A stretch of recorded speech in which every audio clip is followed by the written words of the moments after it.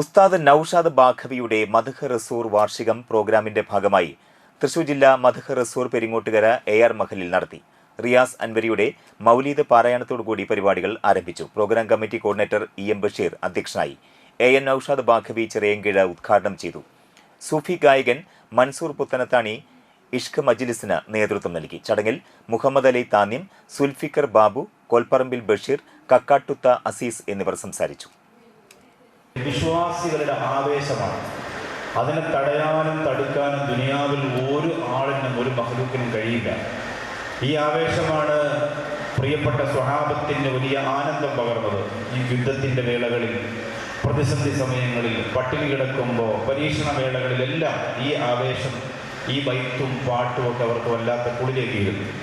Abdullahi Ibnu Rawaha റളിയല്ലാഹു തആല അൻഹു വിചാരിക്കുന്ന ഒന്ന് കഅബയാണ്, മറ്റൊന്ന് കൂടെ മുത്ത് മുഹമ്മദ് മുസ്തഫ സ്വല്ലല്ലാഹു അലൈഹി വസല്ലമ തങ്ങളുണ്ട്, പിന്നെ പ്രിയങ്കരനായ സഹാബികളുണ്ട്. അപ്പോൾ ആവേശം കയറിയിട്ട് രണ്ടുപേരും പാട്ടങ്ങോട്ട് പാടി.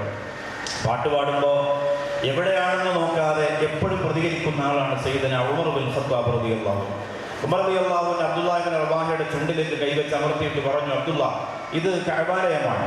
ഒന്ന് മുത്ത് നബി സല്ലല്ലാഹു അലൈഹി വസല്ലം തങ്ങൾ കൂടെ വരുമ്പോഴാണ് നീ ഈ പാട്ട് പാടുന്നത്, കഅബയുടെ മുമ്പിലാണ് ഈ പാട്ട് പാടുന്നത്. ഇത് പറഞ്ഞപ്പോൾ നബി സല്ലല്ലാഹു അലൈഹി വസല്ലം തങ്ങൾ ഇടപെട്ടു. എന്നിട്ട് ഉമർ ബിൻ ഖത്താബ് റളിയല്ലാഹു അൻഹുവിനോട് പറഞ്ഞു,